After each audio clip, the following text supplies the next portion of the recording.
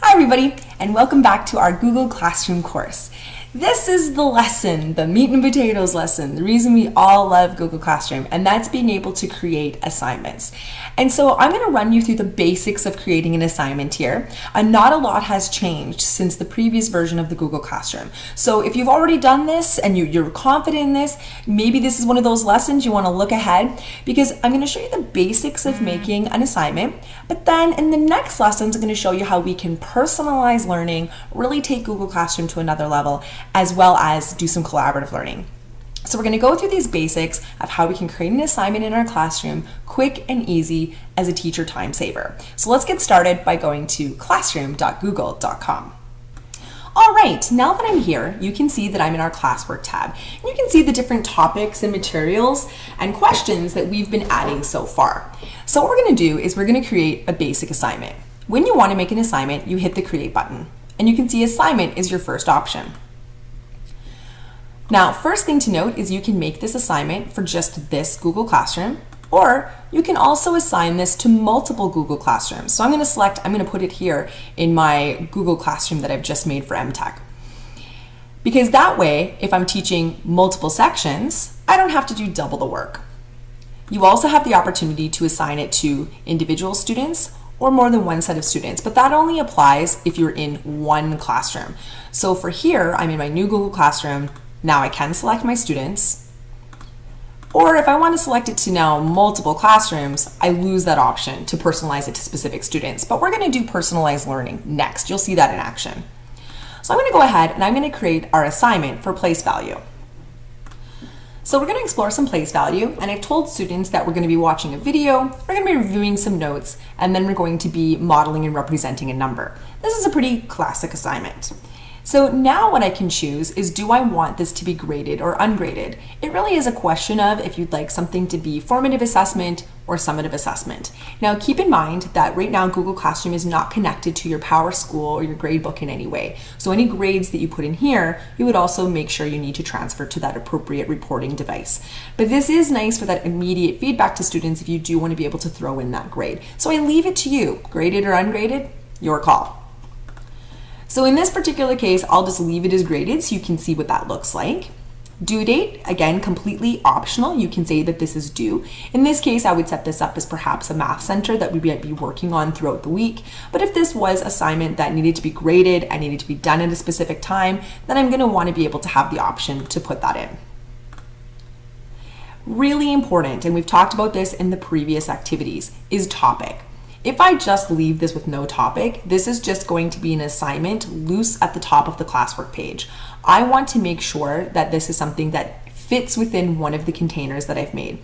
Topics really are a powerful assistive technology if we think about it as well. We do have some students that struggle with organization and executive functioning. When we can set up those easy to follow containers with their assignments and their learning, it really takes away some of those getting started steps for those students. So really think about how can you make your Google Classroom more viewable and accessible by all your students. So I'm going to go in here and I'm going to look for a topic. Now right now I don't have a topic that I want to assign this to. I'm going to create a topic and I'm going to call this place value, because we're going to be doing many activities that are going to fit within this topic. Now, whenever you're creating an assignment, you have the exact same options as any of the other posts we've explored. The paperclip is so that you can insert a file attachment. Now, I can select files from my computer. This might mean I have from my OneDrive or perhaps from a thumb drive. Just keep in mind, if you are attaching any Microsoft documents, so Microsoft Word, Microsoft PowerPoint, that's no problem. You can absolutely put these in that Google Classroom, but they're a view only. We can't make a copy for our students and have it be interactive. So if it is something that students are just viewing, no problem, great, put that in. If it's something that you want to be able to make copies and distribute to our students, it's worth the extra step to just one button, convert that into a Google Doc or a Google Slides or whatever that might be, in order for you to be able to make the copies and have that formative flow with the students. Don't worry if you don't know how to do that. I absolutely will show that in subsequent lessons that we're going to be working on in Google Drive. Now, back to our assignment.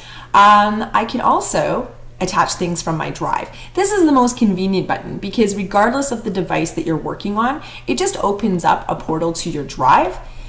And it always starts with recent. And then of course you can look through your Drive where you have the specific folders. If you have some starred things that you want to look through, it just makes navigating so much easier. So in this case, I'm going to add the notes from my Drive.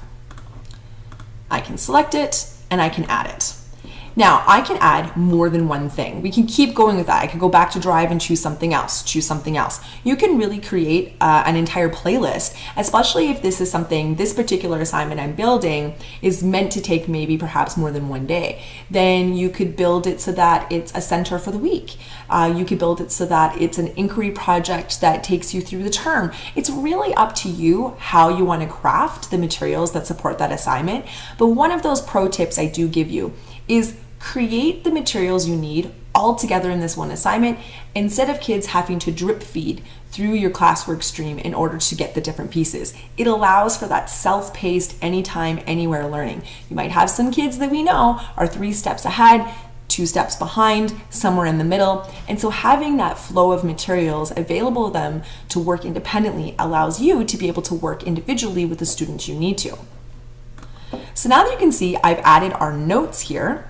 And right away, the default to anything you add is students can view file. In this case, they're just notes that I want students to review that I have in some Google Slides. So I want to leave it as students can view file. We're going to cover edit file in our collaborative lesson that's coming in a couple more lessons. And then there is make a copy for each student, which I'm going to do next. So here's our notes I've added. I also want to add a YouTube video. This can be done by searching here, but I find it's actually a lot easier to just have visited YouTube, find the exact video from a playlist that you've created or a video that you know, and just be able to copy that link.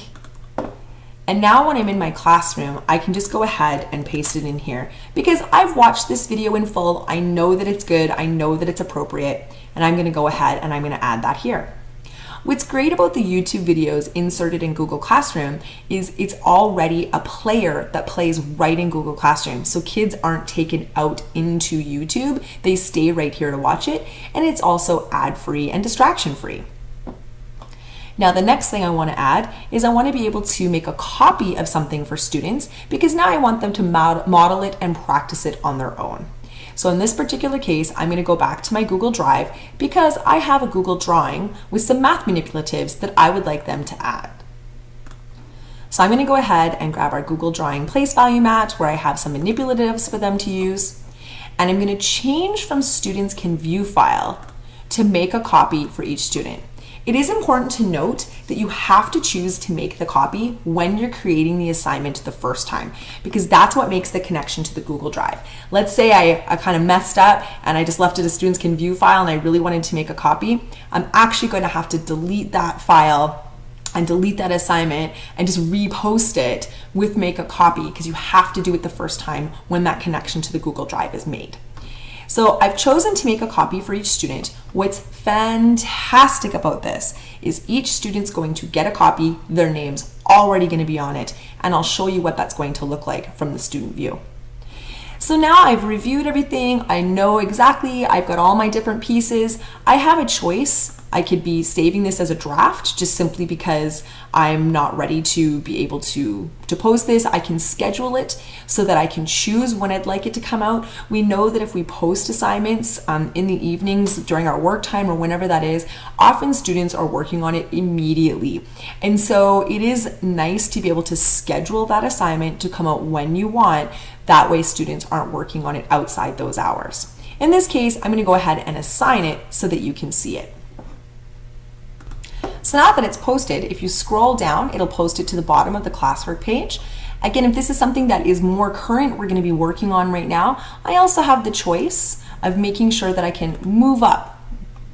And I can just keep hitting that and move up, and I can put that wherever I want it to show up. I'm in control of where I would like this to go in my classroom. But it is nice to be able to put the most current things at the top, maybe underneath our class materials.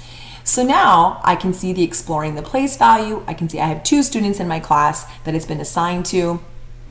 I can view that assignment. I can see right away now what's really fantastic is I actually can go into the individual student work and be able to look at those copies I've made for them and see how they're doing formatively as they go. Now we have a whole lesson that's just on assessment and how to really use this formative and summative assessment that you're going to see this deeper. But just know that that saved you photocopying, saved you having to email and share it, giving permissions. Google Classroom takes care of all of that for you. So that Google drawing has their name on it and it's already been distributed and saved in their Google Drive, and you can already see it in action without anybody having to email it to you or share it with you. It makes life so awesome. So now this is my student view, and what students will see when they go into their Google Classroom is they'll see that there's an announcement that I've posted a new assignment. They can click right there and see it. They can also go into their classwork and they'll see it organized in that different topic. However they want to get to it, it doesn't matter. They can see that it's been assigned to them and they can view that assignment. What's really great now is they can see the materials that I've attached to that assignment as part of the instructions right here, so they can go through that video. When they go to play the video, it's going to play right here in Google Classroom. And they can, of course, explore the slides that I've allowed them to be able to view and go through our different notes that I want them to be able to see. And then they see something called Your Work. And right away, their name is attached to it with the name of the assignment, and they can work on this and then turn it in. They also have two options to be able to ask some questions. There's Add a Class comment, where this comment will go to the entire class saying, when is this due again? Or, can I work on this with a partner? It's one of those sort of big questions that everyone will see. But of course, there's private comments that go right to you. And so the student could maybe indicate, I'm having a little bit of trouble with the hundreds, or, what about decimals? And they can add all kinds of different pieces to be able to ask for some clarification. We'll cover a lot more of that when it comes to being able to look at the assessment piece of this.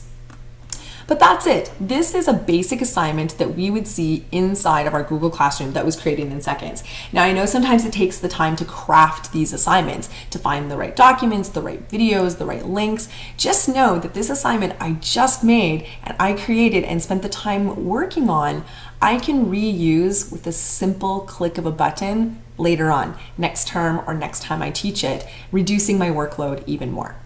So that's it for the assignment. Give it a try. If you've joined our Google Classroom as part of this course, look at this assignment as a student. Try, asking a class comment or asking a private comment. I'll respond to you.